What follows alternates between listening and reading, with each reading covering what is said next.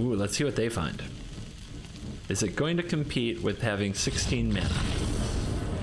No. No, it will not.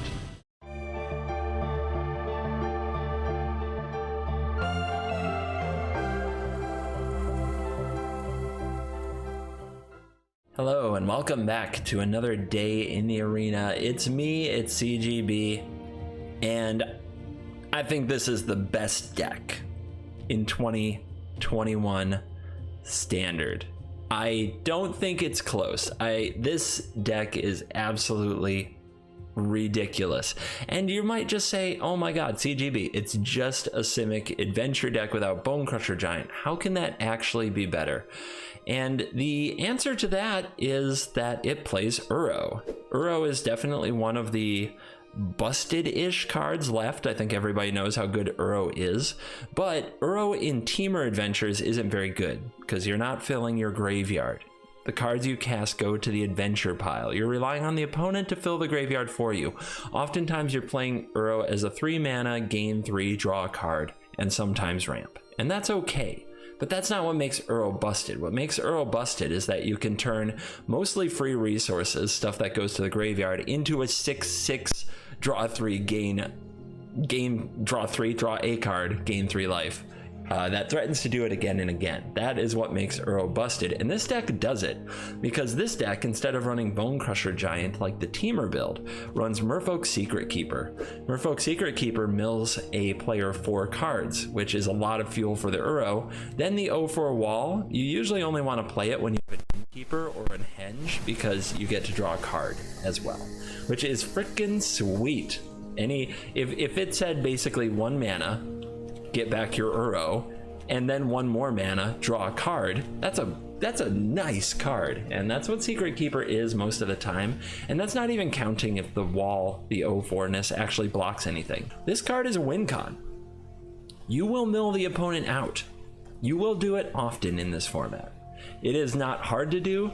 It is actually something you plan your games around. Often the game comes down to Merfolk Secret Keeper, and they are just out of cards because it's so hard to remove Lucky Clover in this freaking format, and it just piles up on the battlefield, and eventually you're just Merfolk Secret keeping the opponent once or twice and they're out of deck. And that is the over-the-top way that this deck wins the mirror. Both decks pile up a ton of value. You draw a lot of cards, they draw a lot of cards. The adventure deck, the Teamer Adventure deck, is drawing a ton of cards just to keep up with it, you doing all the same thing. You're both in a race to get your hands on so many cards and ramp out your deck with Beanstalk Giant and Lucky Clover. And then out of nowhere, boom, their deck's gone. Yep, that's right. This gamer has no deck. Now, another place where the Simic version suffers versus the Teamer version is the sideboard. You don't have as many options, but by being creative, you can actually still do a ton of work with this sideboard. You just end up taking lines that seem like they should be from a limited game of Magic. It's kind of absurd. I've talked a lot about this deck because I don't think it's intuitive, but if this is appealing to you, watch the games, really listen to the decisions. It's a very interesting deck, and I think it's hard to play, but I think it is the best. So let's dive in and let this nonsense begin. The hand has Lovestruck Beast into Great Henge, so I think that's a pretty easy keep. Do we get the Joy of Mono Red? Probably. Ginger Brute says you'll have to wait and see if it's all Mono Red, but it probably is. Alright, let's make a Lovestruck Beastie. I think next turn what we're going to do is play the Innkeeper and a tap land, and then into Lovestruck Beast the following turn. The opponent sort of has to take a turn off to deal with the Innkeeper, unless they want to give me endless value. Oh my. Okay, well, I'll take the trade. Opponent with a lot of little 1-drops. I wonder if that means they're running the... what is the card? I'm trying to remember the name of it. Raid Bombardment. It was introduced for best of 1 through the new player deck lists. I do need to draw a land, but I can't turn the beast down. Yep, here they come. Alright, let's Make 5/5. Miss land drop. Ouch. Let's save this. If the opponent attacks with the Arsonist, I think we're just blocking away our Innkeeper because the Arsonist will eventually kill it anyway. Pretty happy about that though. Okay, their game plan is on the table, and right now the best thing they've got going is a Phoenix. But we're gonna miss another land. I think we better ramp, because I really want this Great Henge to happen. Really, really, really. Let's make a new 1/1. Say go. A few missed land drops has made this game closer than I thought it would be, looking at the opening hand. Oh, no, we didn't miss land drops, we just didn't draw land. We just had to work for it. Robber of the Rich. Are we going in? We're going in. Gutsy. I mean, I'm just killing that. That's just dead.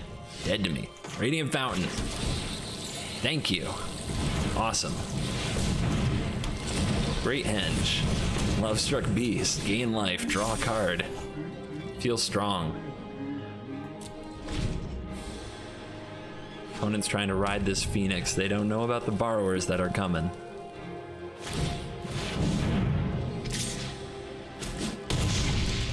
Not so hot without your Embercleave, are you? I know, it's the mono red hating mean. CGB, stop being mean to red players. No, I cannot stop being mean to red players. I have to do things like this because that's just the way it is, okay? It's just the way it is. Somebody has to do it. Somebody has to send a message to the red mages that we will not be victimized any longer by their aggression. What you got?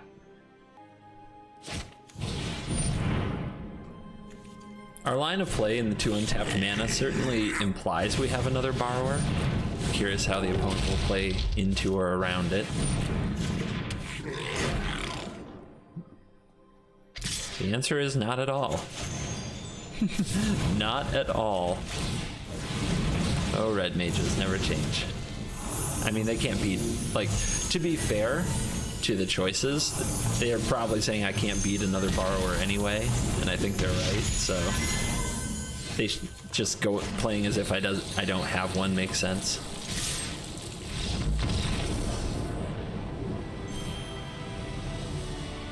What they did have as an option was to play the Bone Crusher Giant, and if I borrowed it, then they could stomp the 1/1. But I could always do that after declaring attacker. And we'll hang on to this one. It's got the Clover and the Beastie. Let's lead on the tapped land. Turn 2 Clover, turn 3 Beastie. Never mind. Let's do Heart's Desire now, Beastie next turn. We'll slow roll the Clover. Another edgy does seem really good, except, well, wait. So turn 4 we can play double Innkeeper and Fae. That's pretty good. All right, I'll keep it. Back-to-back mono reds to open the festivities. This deck is not great against Embercleave if it doesn't have Brazen Borrower, but it's good against everything else they can do. So, we'll see what happens. Opponent feeling aggressive with the Rimrock Knight. The 2 Rimrock Knights? I think they're going to regret that. I think if you just play 1 and keep that in your back pocket, you might have an easier way to get through the Lovestruck Beast, but I mean, the Beast is a known quantity and they didn't play around it. Maybe they have 2 more. Here comes the stuff. All right, edgy. Edgy. They have to attack with everything to play an Embercleave, so we can sort of punish them by killing everything but the creature with the cleave and then try to recover from there. And having a Fae of Wishes is pretty good. Plus they have to leave my Edgewall Innkeepers on the board, so there's a ton more value waiting. All right, here they come. So if they put the cleave here, the beast still kills it. If we block here, the arsonist can pick off one of the edge wall innkeepers. I think we're just fine with that. Here it comes. Everybody's favorite.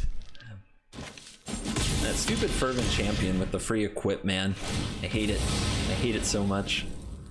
That's just one of those throwaway lines of text that's like, why? Why did it need to get free equips? There should be a cost associated with Embercleave. You should have to pay mana to equip the Embercleave. So I don't have a way to remove this for 1 mana. If I did, that would be awesome.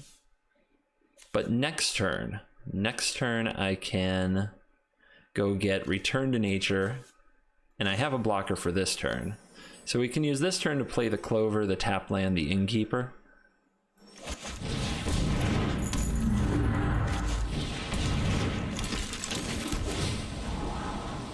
Burrow's pretty nice. 3 cards in graveyard isn't much, but we'll work on it.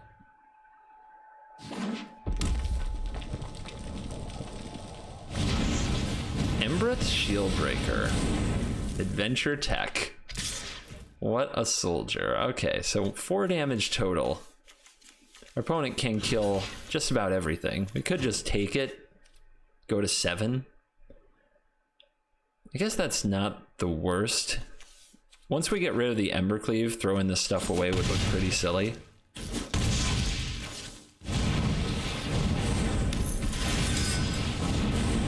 One thing we have to be wary of is backup Embercleave. Because what else would be in their hand, right?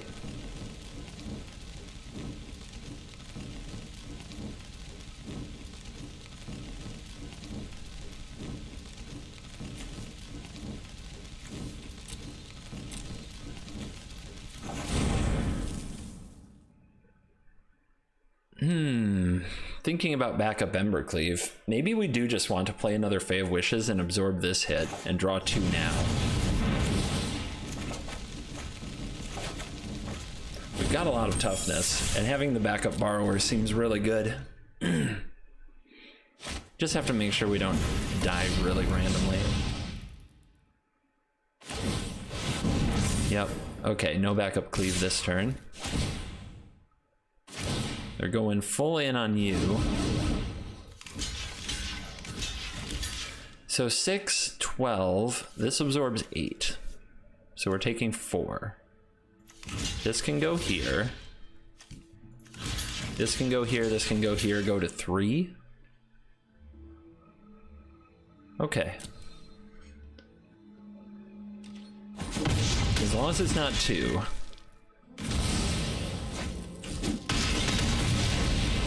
It is 2. What did I do wrong? What did I do wrong? Math. Math is what I did wrong. Classic CGB. Uro. If we draw a land, we can do Uro and Return to Nature. We don't. This will have to do. We've got a 1-shot Borrower and a 1-shot Return. Is it better to get this back?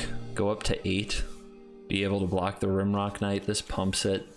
If we miss on the land, we're in huge trouble. I don't think it's worth it.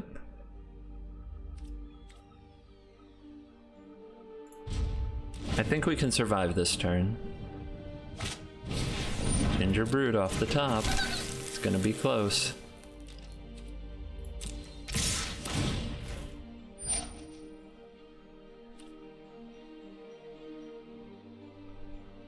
Bouncing the Rimrock Knight is pretty ugly. Don't really want to do that. We're at 5, this is 6. We have to bounce something. I guess if we have to wait until the castle is activated, I guess.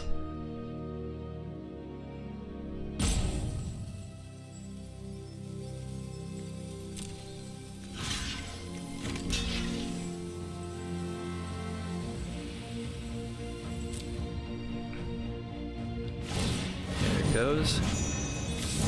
Stuff the Rimrock Knight back to hand. So now we're taking 4, but we can use a Return to Nature on the Gingerbread and keep our Innkeeper if we want to. But I think saving it for the... I think it makes a lot more sense, though, to save it for the Cleave. Uno.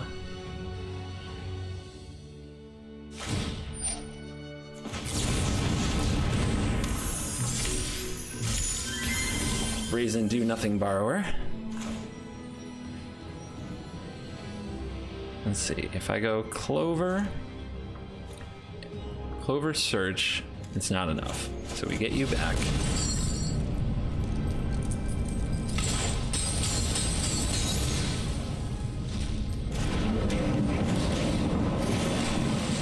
Radiant Fountain. Yeah. Okay.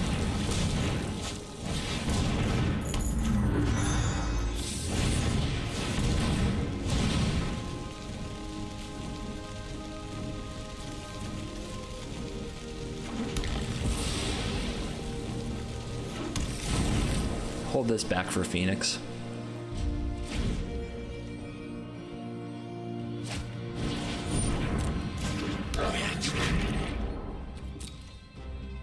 Everybody want in? Okay. Uro, take that out. When it goes in for pumping the Arsonist. Sure. Return to nature, destroy target artifact. No more Ember Cleave.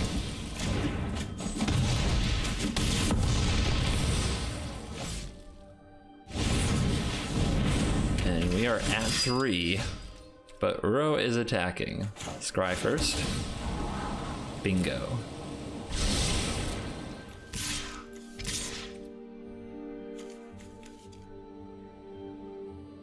We can still hold this back for a Phoenix. The opponent might block with Arsonist and kill it, but whatever. They really want to be aggressive. I sort of want them to make that play. 12-12. How you doing?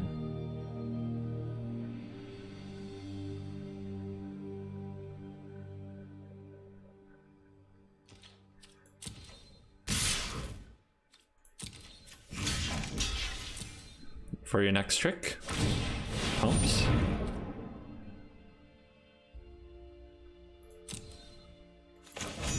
Petty Theft and Arsonist. And another. And that's the scoop. Can't go down to 2 there. Shock could come out of nowhere. We'll try it. We have to draw a land. Or we're just making some 1/1s for a while, but I think it's worth a gamble. I don't like your dog, no offense.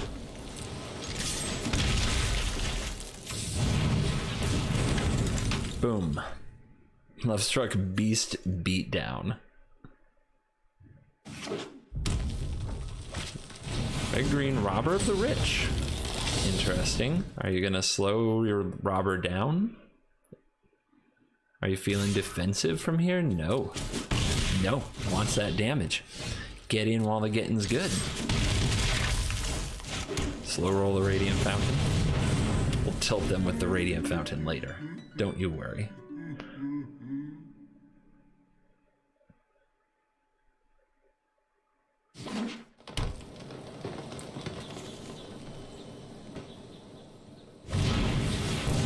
Hardcast the Bone Crusher Giant. Spooky. Do you like beanstalks? We got beanstalks. Beanstalks are a thing we keep handy. Your opponent might be setting up for Embercleave. If we put enough pressure on them, maybe that's hard for them to do. Like, they're at 12. If they attack with everything and play an Embercleave, they die.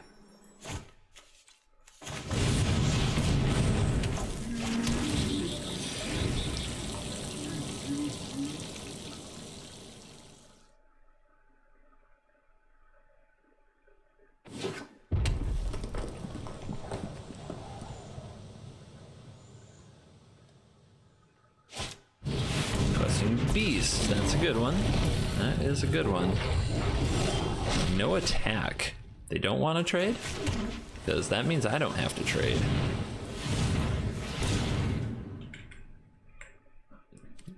You know what? Go ahead. Let's trade. Let's keep the pressure on. How much are you willing to lose? Our opponent might have multiple questies. Questy the bestie. Why haven't I been using that name ever since Eldraine dropped? Questy the bestie. Only when you're playing with it. The rest of the time, it's a horrific card to have to think about.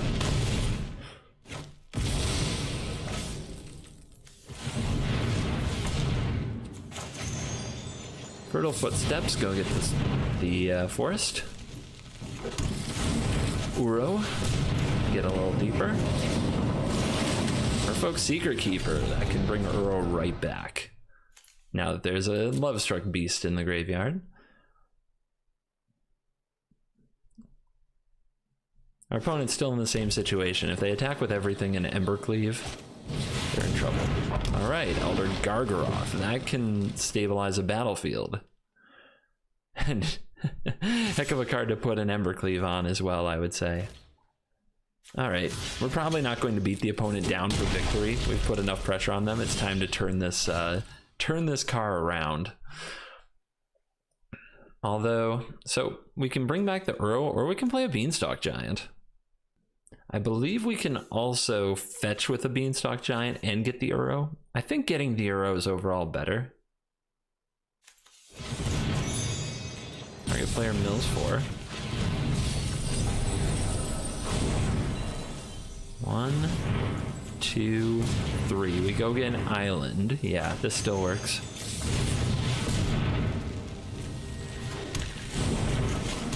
And that way we're ramping up for future turns and amazing Beanstalk Giants. And just basically giant slabs of beef on the battlefield as often as possible.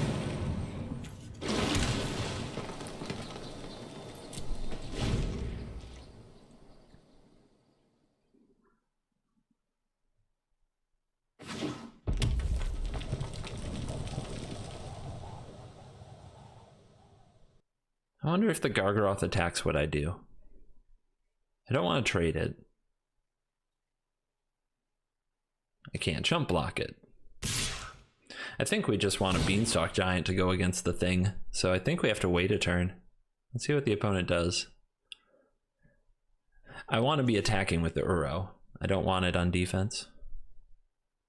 3/3 Beast achieved.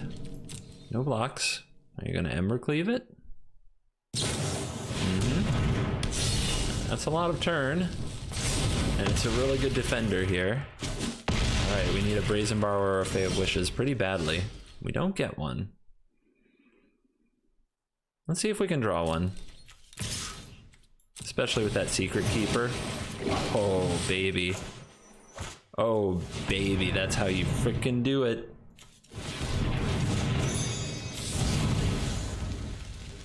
Do we bounce the Embercleave, though? I guess we see how the opponent blocks, right? This is a very elaborate setup, right? The opponent now, they might start thinking I have Brazen Borrower, or I'm bluffing really hard with all those like, ooh, tap, tap, tap and stuff. But what if I don't have it? I've got to remember this when I don't have the Borrower to make that bluff, to like tap the lands and fidget. I think that's really interesting gamesmanship. It's a double bluff though, because we do have it. I was just being eager, and then I decided I actually wanted to trade my Uro with the Gargaroth. Opponent in the tank. The Robber of the Rich? Dude, cool. All right, how much do we actually have? 9. So that's a Beanstalk Giant and 2 mana open.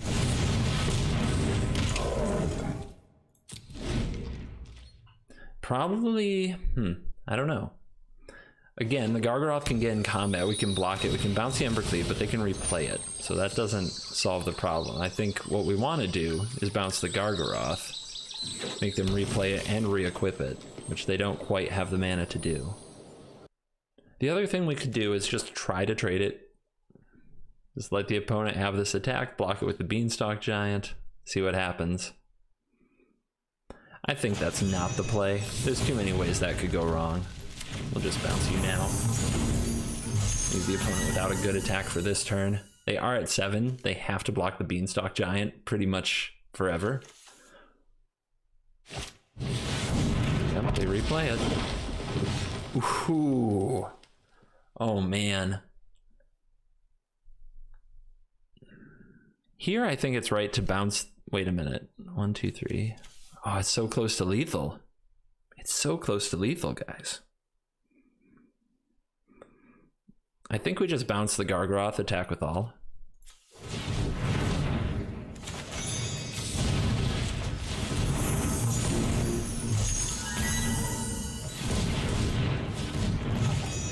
For the footsteps, go get another giant, another land for the giant, I mean. Get lots of blue available. Flashing in Borrower could definitely end the game. Edgy, it's pretty great.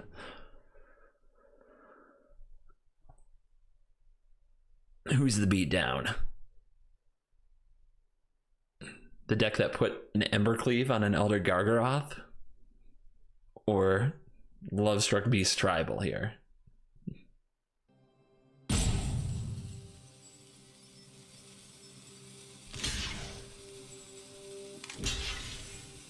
Very reluctant blocks, I think. Just very sad. Very, very sad. All right, Edgy, come on down. Secret Keeper, come on down. 4th Beanstalk Giant. We'll play a Brazen Borrower. Max pressure.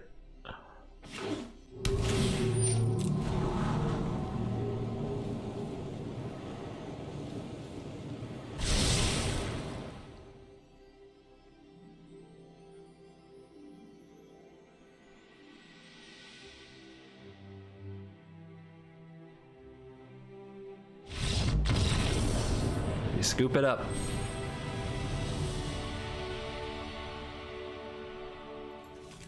It is a hand of magic cards. Does stuff and things. It's deep analysis, I know, but we're probably doing like tap land, or maybe, yeah, tap land, Innkeeper, turn 3, cast Borrower, draw, or cast Uro, ramp. It's playable, but it's not great. Opponent opening on Temple of Milady. Double Innkeeper, huh?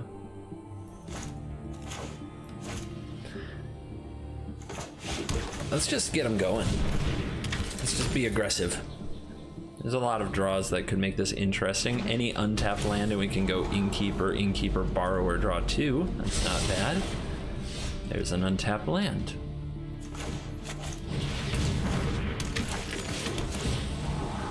And another Borrower. Does the opponent have Pestilent Haze? Probably one of the more unexpected cards. And it's Cultivate. So our opponent's trying to do the Sultai ramp thing. And we'll see what all is going on with it. Maybe there's some special tech for them. It's a weird, it's a very weird deck in the format.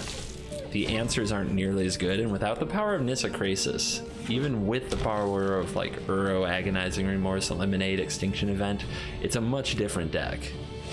Probably needs something along the lines of a tempo strategy. Here is Underworld Dreams, which that is pure Into Depths combo. Probably. Miscast. Oh, and they're protecting the combo. Okay. So what do? I guess we have to bounce it when the combo is about to happen. They're not going to have enough mana this turn. So I'm talking, of course, about the Peer into the Abyss. I always say Peer into Depths because I'm an idiot, but Peer into the Abyss with Underworld Dreams is a one-shot kill. Another one of those decks I can't make work. When I run it, it never works. When other people run it, it's beautiful, gorgeous. Everything is amazing. All right. But I think we're supposed to hold Brazen Borrower until they go for it. Wow, okay. And if they have a miscast as well, we're just wrecked. But we'll see what they've got here. We've got a lot of life to play with, so I'm not very scared yet.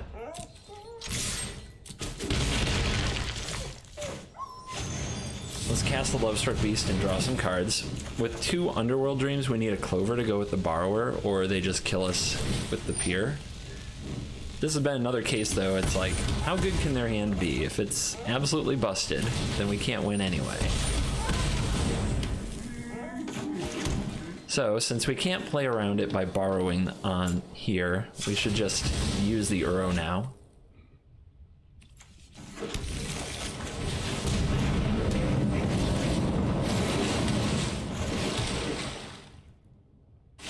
I'm waiting for the, like, GG. He tapped out. He tapped out. I got him. I'm so good. Let's see if it's there. Is it there? They have to scry first. It's to the top. That's scary. Okay. Oh. All right. And we drew the second Borrower. That's clutch. That can be played in response to Pier.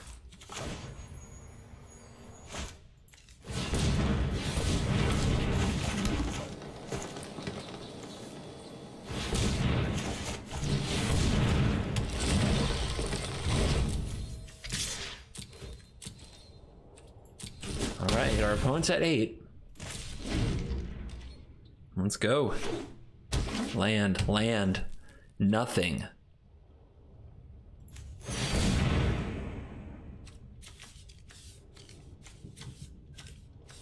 The opponent's at 8. The opponent's at 8. They're just dead, right?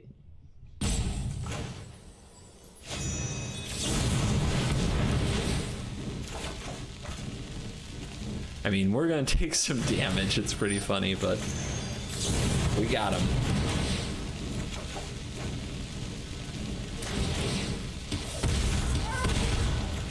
Only in dreams. Yeah.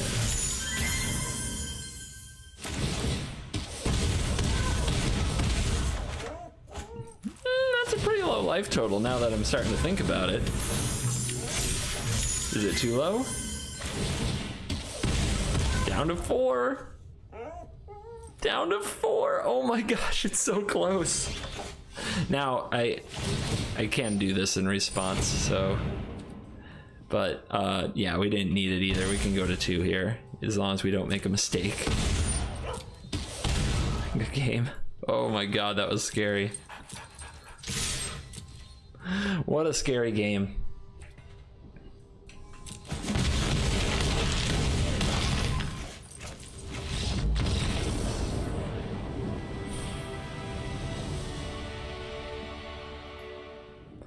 I think that's a keeper.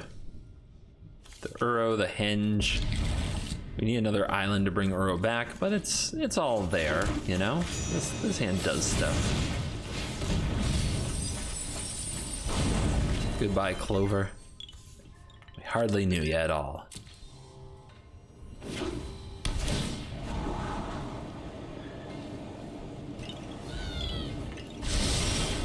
To the bottom. All right.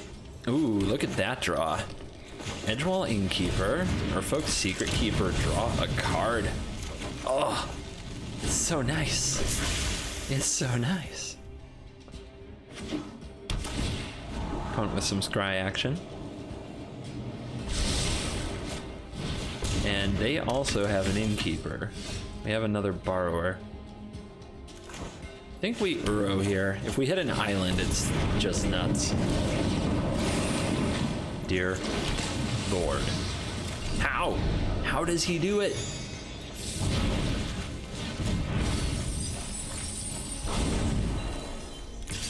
I think my Innkeeper is better than theirs.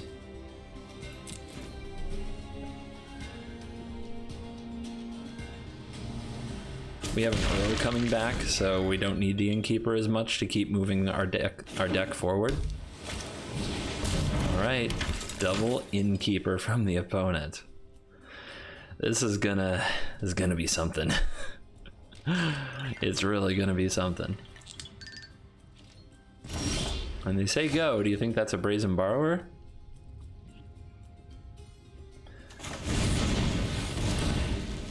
They're probably going to bounce the Uro.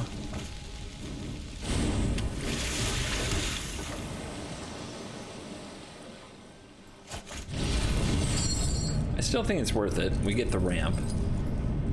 So we do have a way to get cards back. The, what is it? Once in future? Yeah, that's it. We have a once in future in the sideboard. So we do want to try to leave the clovers. Don't overthink it though. Exile them if you have to.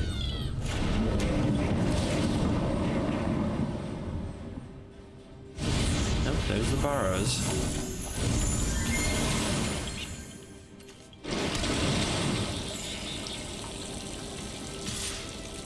Keep trying to swap an innkeeper. Nope.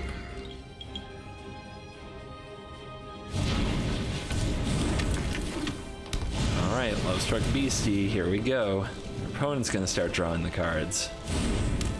What should we do?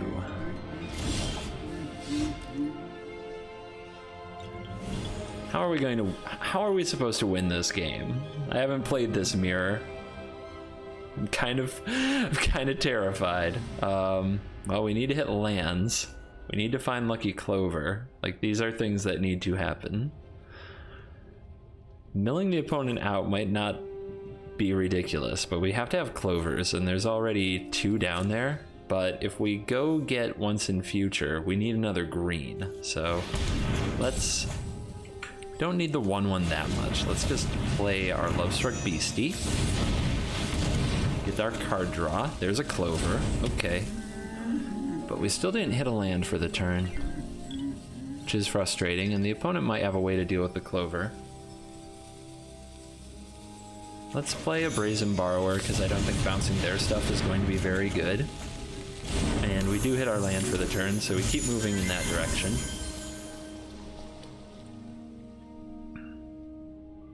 And we have a flying attacker. We want to make sure we have a mana advantage on the opponent. I think that's the best way to win the game, is to keep a very strong mana advantage. Clover advantage, mana advantage.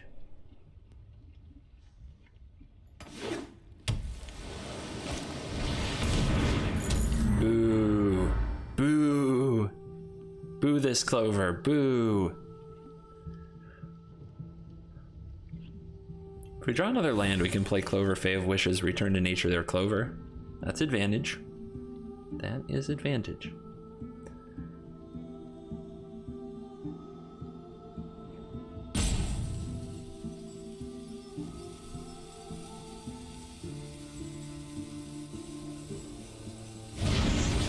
And it's a main phase borrower, which tells me they want to hit a land drop.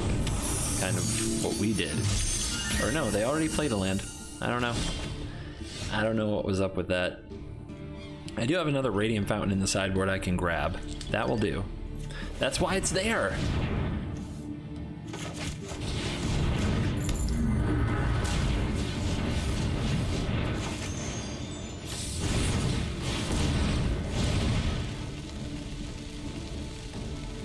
How about that? You thought I was crazy putting a Radiant Fountain in my sideboard. You thought I had lost my mind. Well, behold.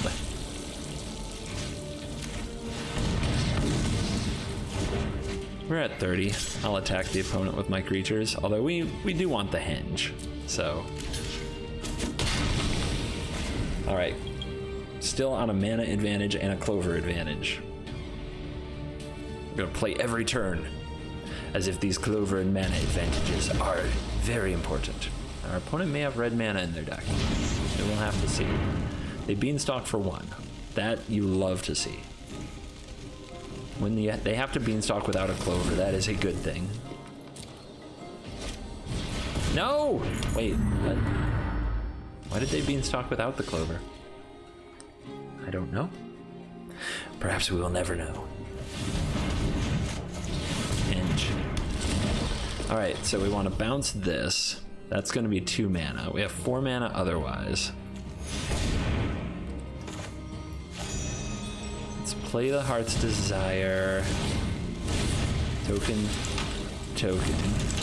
Play the other side. Secret Keeper. Draw. Land. Good. Should I be trying to deck my opponent? Or should I just be trying to keep everything moving forward from my side? Petty Theft can bounce you. Heck, I'll even bounce you so I can start attacking you.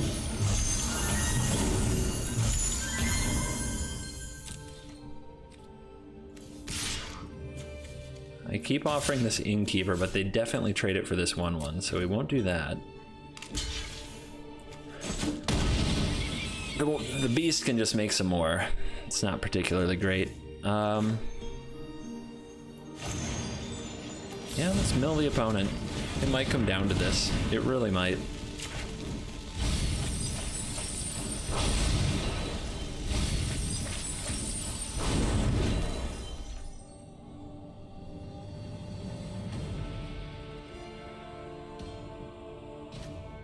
Oh wow, look at it sparkling.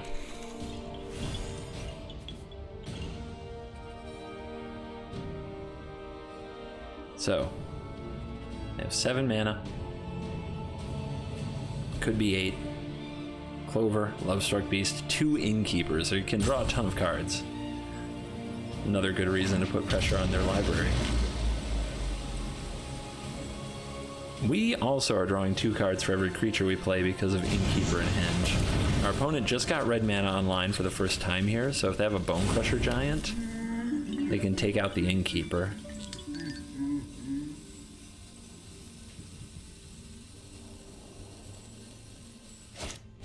They didn't make the 1/1s. I thought they'd make the 1/1s to block our beasts, but they did not. This is interesting. And now here comes the Bone Crusher Giant.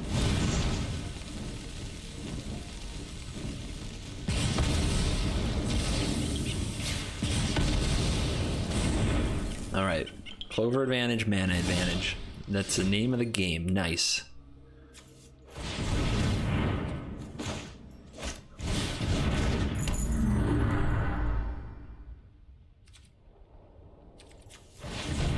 We want to draw some land first before we use Uro to play a land. We want 2 mana open for the Borrower. I guess we do this now.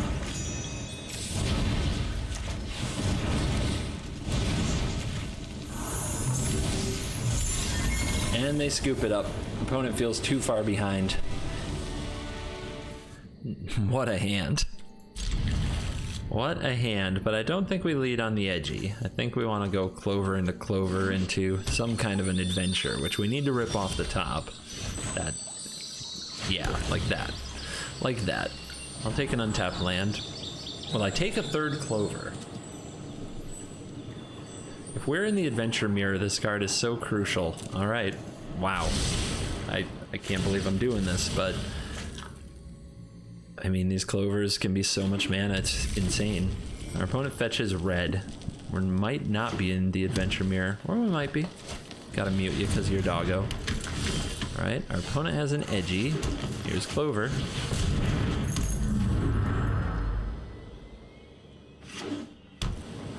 Okay, it's the mirror. Mana advantage, Clover advantage. Right now our opponent has a big mana advantage, but our advantage will pick up when this beanstalk happens.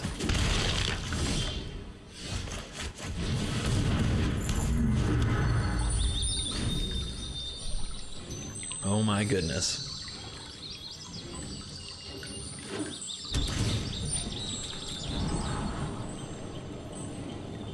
There just needs to be a card. It should be 1 mana. It should say exile all lucky Clovers from the game. End of story. That simple. Did our opponent bring Shieldbreaker? No, it's Borrower. Okay, I got excited for a second because I was just thinking, like, you know, I could run Shieldbreaker. We better fetch this. We might not draw land. In my adventure deck, in my Teamer adventure deck, I could run Shieldbreaker. All right, we draw the land. Let's go double clover, and then the beanstalk next turn.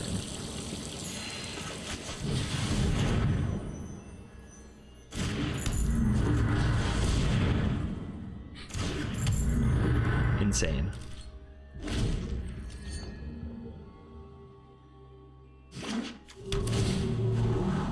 The opponent can beat a draw like this if they're tempoing us. So like if they have multiple Lovestruck beasts. But right now they don't have any tempo. Right now they're chilling. I do think they have a Bone Crusher Giant from the way they've been playing. So something to think about whether or not to play these Innkeepers. Oh my goodness. This is stupid. This is stupid. It's actually +1 mana each time. 1, 2, 3, 4, and again.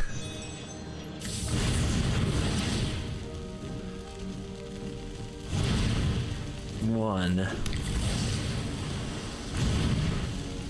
2, 3, 4. All right, 6 mana. We don't want to play the edgies. We don't want to play the edgies and get them stomped. Let's play those when we were about to play the giants. Make sure we get to draw cards. Are you kidding? Did that really just happen? Just now. That happened. That freaking happened, you guys. Insane. Insane. All right, one of each basic still left in the deck.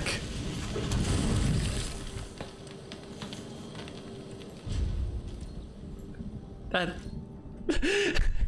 calls for your go. I don't care who you are, that's funny.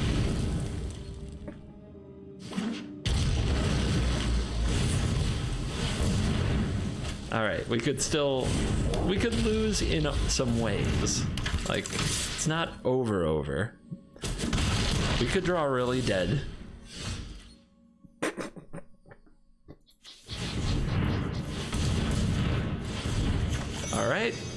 All right. We did not draw really dead. Here's Ugin. What else? What else is mirror gold? We've got all the mana. There's Sublime Epiphany. Here's Overflowing Insight.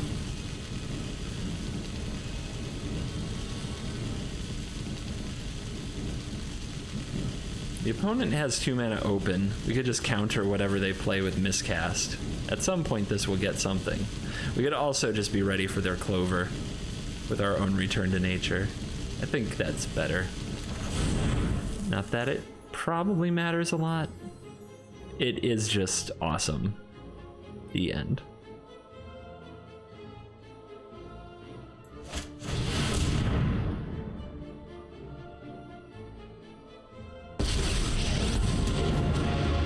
Accept a lesser world. Go away. And you will hold fast to history. Alright, they go away. Innkeeper. Return to the essence of the multiverse. Draw a card. I'm not going for double Innkeeper because they're going to kill this somehow, I think. They might have another Bone Crusher. No, this time they don't. Alright. In that case, we'll play the other one.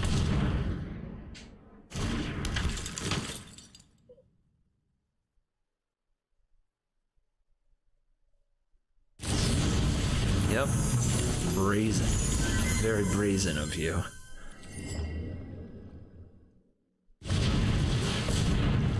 Ooh, let's see what they find.